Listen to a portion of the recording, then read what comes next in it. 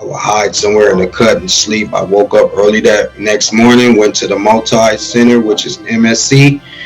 Um, some guy helped me have the hospital fax it. First, they wasn't doing it. That's how the devil worked. Like, he didn't want me to go get the help because this is a Christian-based place. He knew where I was trying to go, so he didn't want me to get the help.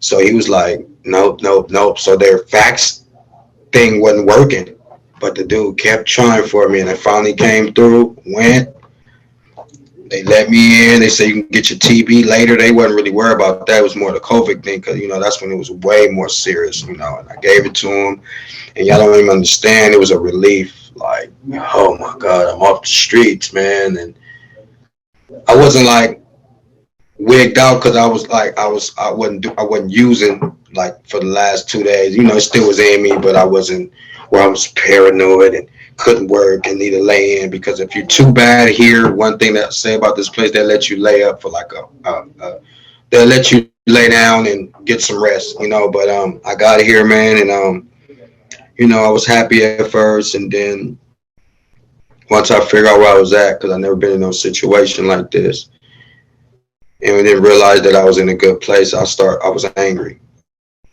I was blaming family. I was blaming everybody for what I did to my life. When they tried to help me, like, how can they let me be in something like this? Why didn't they help me?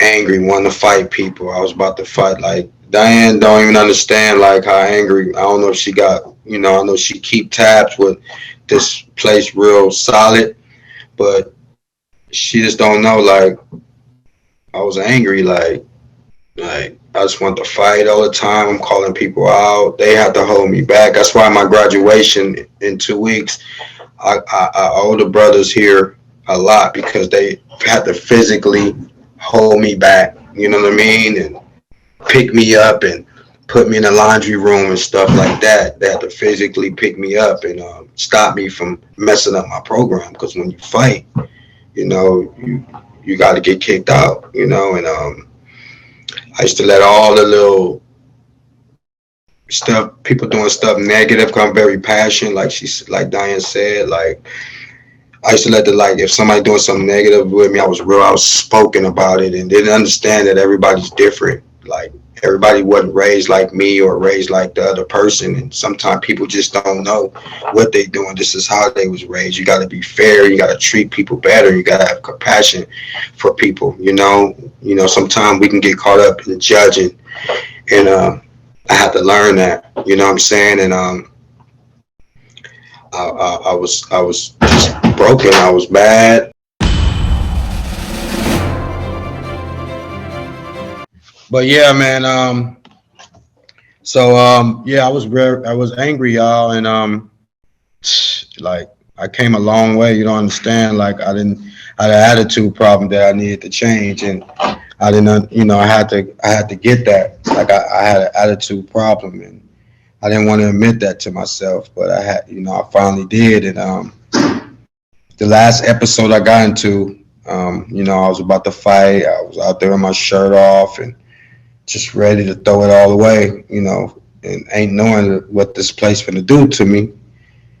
And they held me back, and it's like, no, don't mess up your program, because everybody always seen something in me. Like, I was always like kind of leading by example, but then I would just mess up by cussing people out and really want to fight and calling people out, and I was mean. I was very mean at times, and I didn't know how to hold my composure. We all like that inside sometimes still, regardless, but I didn't know how to hold it then.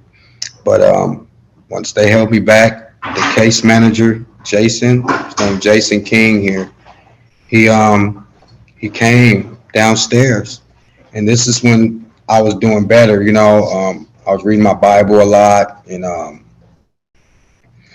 he's seen the potential, and he came and talked to me, and what are you doing? Just talked to me like a big brother, and it made me cry, man, and tears came through my eyes, and he was just like, you're better than that, man. Stop living in this this world, man, and get your act together. Like, in so many words. And he prayed, and tears just start coming down. Even when he was done and walked back upstairs. It's like I went through a spiritual battle, and it seemed like from that day on, I just did like a 180.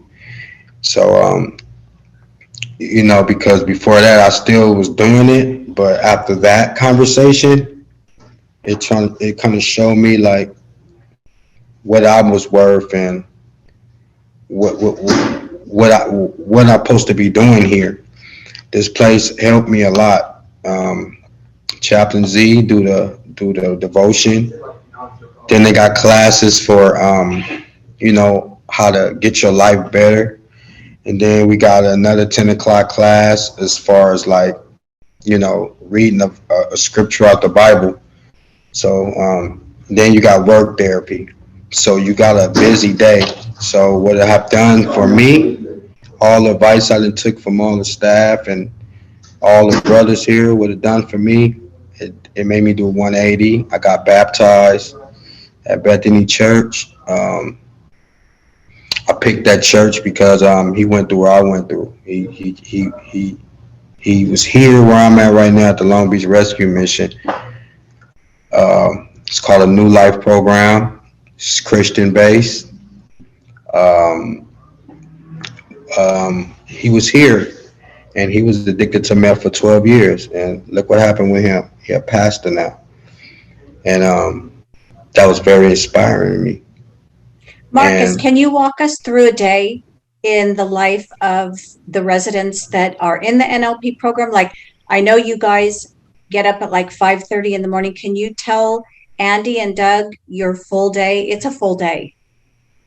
yeah, it is. We got to get up at 5:30. We got to get up at 5:30. You got to be up. They turn the lights on. Say good morning. You got to be up. Like, it's not no you going back to sleep. If you do, they will punish you. You'll have to do some extra work on Saturday. And then 7:30 is devotion for 30 minutes before breakfast, which is at 8. That's in a chapel. Chaplain Z teaches. He read different scriptures out the Bible, like John, and then he just go through and describe it for 30 minutes. Then it's breakfast at 8. Then we got check-in, which is at 9, where we all go to Proverbs. So if it's today is the 25th, so we go to Proverbs 25, and everybody got to read a scripture out of it. Or if we don't do it in the line like that, we pick which one that fits for us and then describe it. Then at 10 o'clock, we have a life skills class, another class where they teach us domestic violence, how to get a job, how to fill out applications, different things like that. Then it's lunchtime at 11 o'clock. And then you do your work therapy for 4 hours. And then you have, which is Adam class, which is the learning center, and that's school. You know what I mean? That's what made me really want to start going back to school.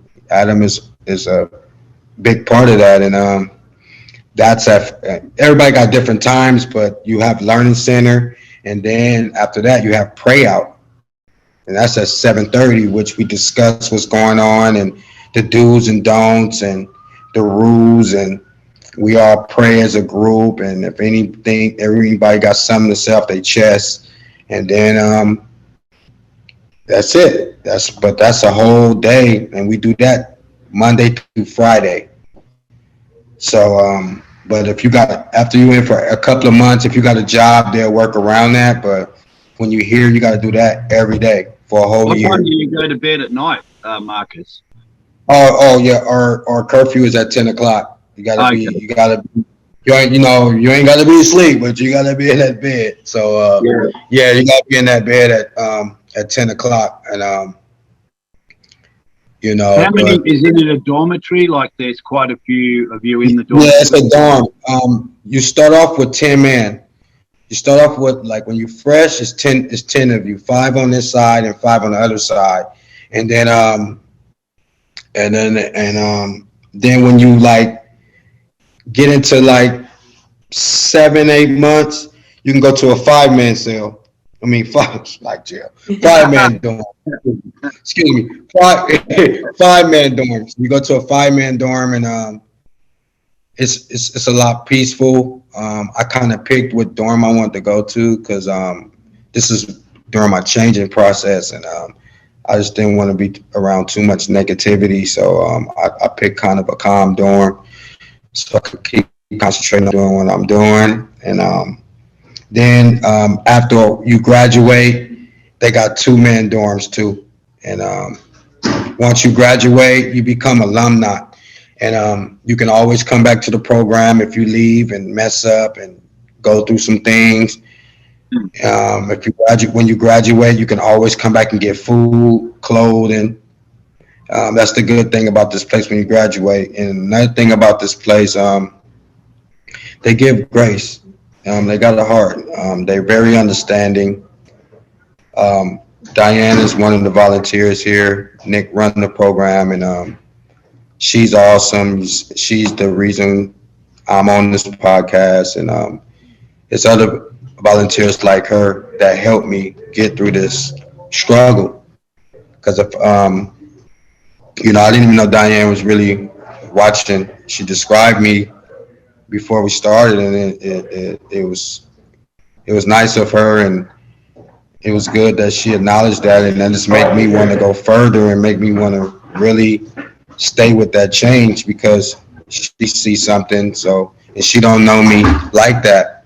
She just know me for coming once a week and helping. And what I like about her too, when she comes, she's very genuine with everybody. Like she treat us like, not treat us like we like. Some people probably would treat us a certain type of way because I mean, we in this situation.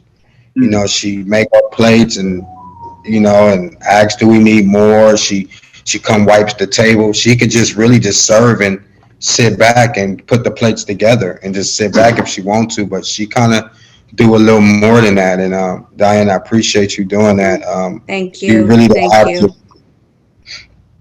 Well, And I just heard out of Marcus, like what you've been talking about, and thanks for sharing, is that all the toughness, and the gangs and the guns, it actually takes someone who's as gentle as a lamb to bring us back down to earth, and someone who's very kind and someone who's got nothing to prove, someone that you could crush in one hand. I don't mean you, Diane. I'm just no, I know.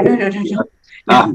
you know what I'm saying? Like we're always fighting with the tough people, and you don't get anywhere. You just get either a better fighter or you get beaten up. But when it comes to someone who actually cares and could not fight you, could not argue with you, but they're there, it all of a sudden it starts breaking that anger away. Because they're not afraid of you. yeah, this is the best I've been felt in a long time.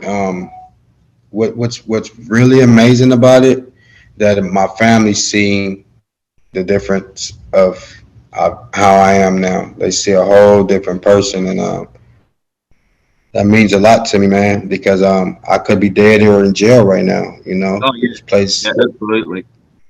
Yeah, this and place, look, my life.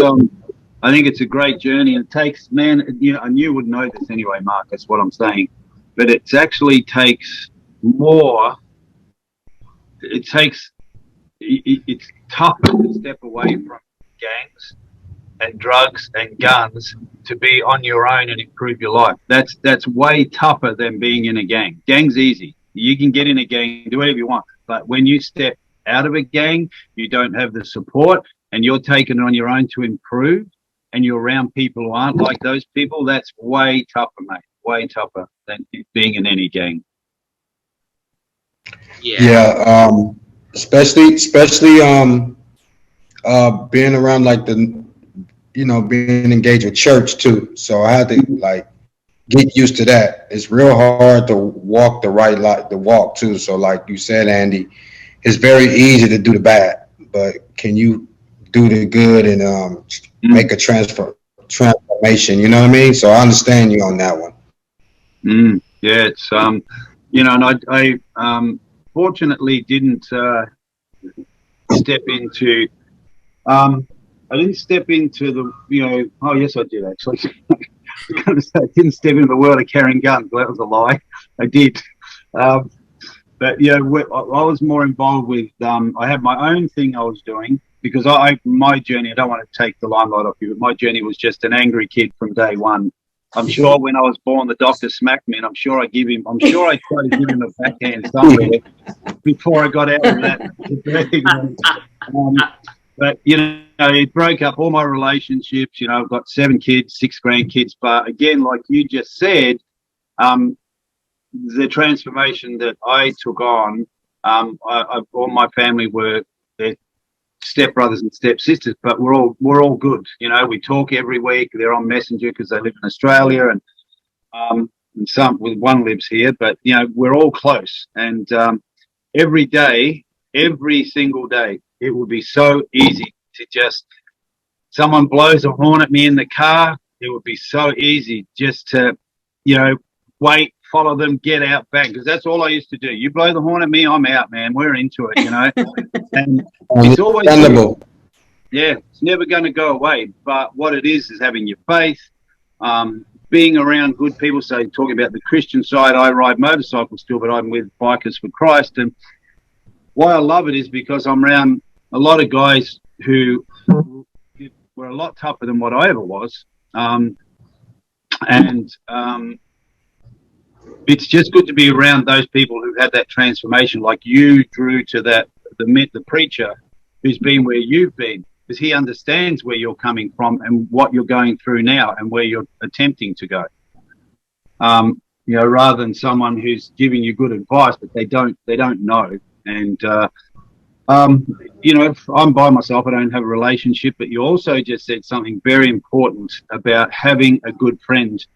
And as a male, I think having a female friend is really important because we do need that companionship. But whether it's a girlfriend or not, it's great to have a fantastic woman around you because we need that. It's just honest, I've got a lot of beautiful female friends. There's no dating or anything, but just to have them as great friends when we go out, it does something for your soul inside as a man to have a good woman. And when the time's right, who knows? But I've left probably like you. I've left a lot of pain in people, which pain and scars don't go away. You can look at them and go, oh yeah, I remember that. All this talk when they say, oh, like you'll transform and the pain will go. Pain never goes. It'll never leave anyone you've hurt. But they can deal with it and move on. But it will come back that quick. The minute you raise back to who you were. Like I've seen it in one of my partners. We're great. We talk, and my ex-partner, we talk just wonderfully. We get on so well. But I might have gone, oh, you know what? This, and she goes, don't do it. Don't go there. Go, what? She goes, you're raising your voice. No, she goes, no. See, I can't hear myself raise my voice even when I'm not angry. And that shows you that right there waiting to bubble out,